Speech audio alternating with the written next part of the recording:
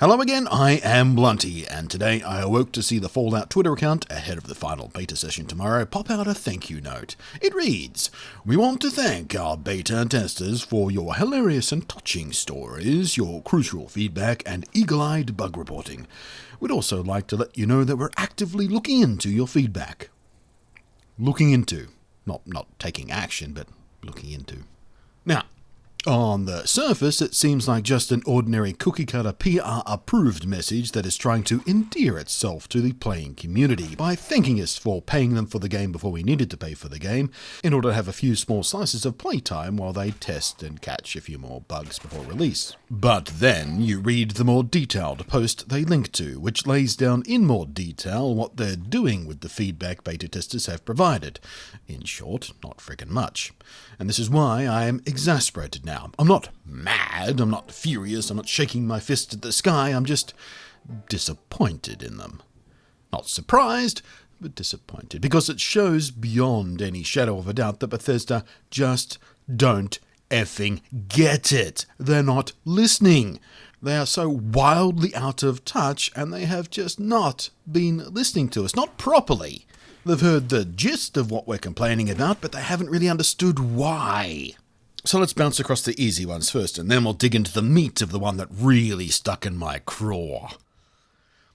They say they've heard us about the very frustratingly small storage stash limit, and they'll promise they'll address that sometime in the future. To those of you with ultra-wide screens, the game doesn't work properly on those at the moment, and never has done on this engine, really. Even Fallout 4 had this problem and they still haven't addressed it. Well, now they've promised proper support, again, sometime in the future, possibly. On the matter of field of view, which in its current, and since the latest beta patch, locked state, where not even the old trick of editing the ini file can even widen it anymore, of which their default console-like narrow field of view is a true health and usability issue for some PC players, because we sit much closer to the screen than the average console player. A narrow field of view can make some people who are sensitive to it very, very motion sick. It makes them feel literally ill to play the game with that kind of narrow field of view. So much so, they may have to just not play it at all. Instead of just giving them the option to make a wider field of view, which we could do with the ini file up until you lock that off, you're just telling them to go F themselves and not play the game. Because they can't play the game if it makes them sick. And their claims for this action is, "We haven't supported field of view sliders in our previous games, as it is known to break a lot of animations and causes a lot of clipping to occur on screen." Yeah, it does at the most extreme ones, but I widened Fallout 4 to 90 degrees field of view without any issues at all, thank you very much.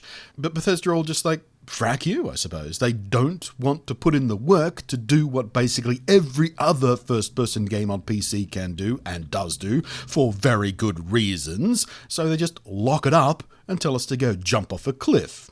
That's a dick move, Bethesda. Very, very shitty of you.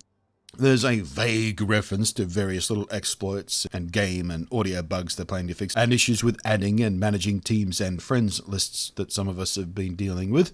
So that's all good news, if they get it done before release.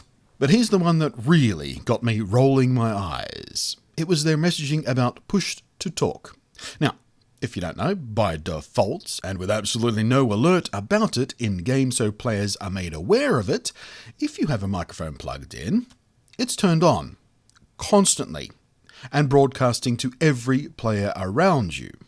This is absolutely not acceptable for two very big reasons. The first one is the obvious and dangerous privacy issues it creates.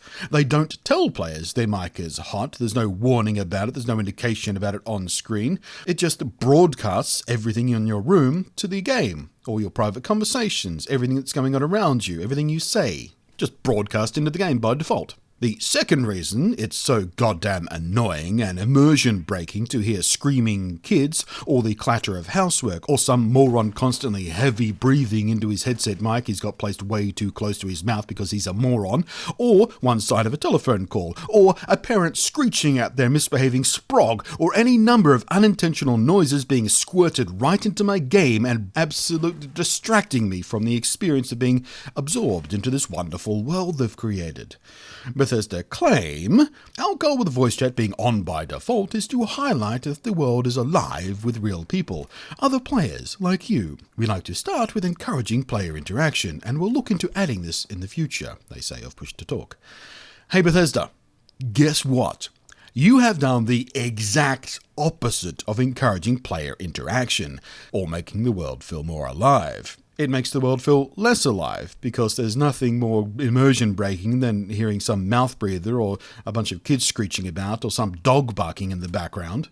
And because all this ancillary noise is so immersion breaking and distracting and annoying, basically everyone I have spoken to has turned off voice chat entirely. You have reduced player interaction, you blithering idiots. And we told you this. We're telling you this over and over again. People have been telling you this. We turn it off because it's annoying. Just give us Push to Talk. None of us want constant open hot mics. It does not encourage interaction. It encourages frustration. And now the very first thing I do is make sure voice chat is turned completely off. You know, except for that one time when your idiot buggy code secretly turned it back on without telling me. And the only reason I noticed this at all is because some slurring, blabbering idiot was blithering away to some family member about some stupid mundane shit in the middle of my game. And it had nothing to do with the game I was trying to enjoy. He wasn't trying to communicate with me. He was just yelling at somebody in his room. And on the occasion I'm working with a team, I now don't even use your built-in VoIP system. I use Discord voice chat instead, like every other sane person should do, because at least there I have proper control over it. Who I'm listening to, I have Push to Talk, I have control over the volumes and stuff like that. Again, I'll repeat, if you're just not getting this, because it seems like you're not, you have done the precise opposite of encouraging player interaction, your stated goal for doing this in the first place, and you have made the world less immersive, not more immersive, by exposing us to all this ancillary idiot noise.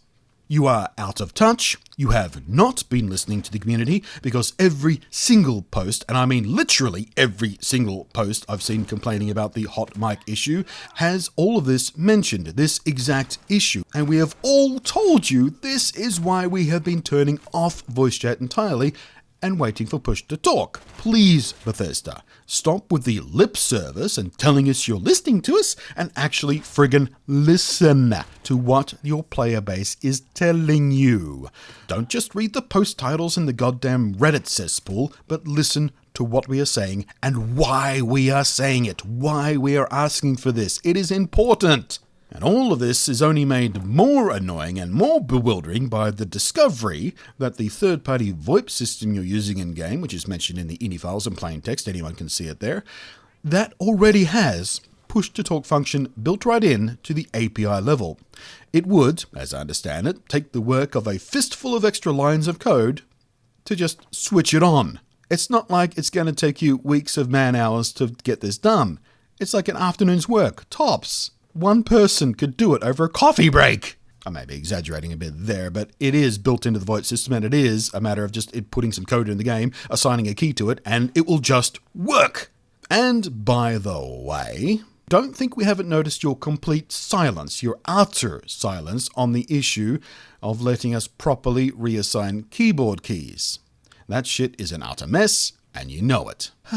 So, with that off my chest, thanks for watching. I am Lunty, and I will catch you next time. And aside from this frustration, by the way, I really am very much enjoying the game. I can't wait for the full release so I can play it whenever I bloody well like, and for however long I bloody well like. I'm super looking forward to the full release. It's just a joy of a game, outside the bugs and the issues like the push to talk and crap like that.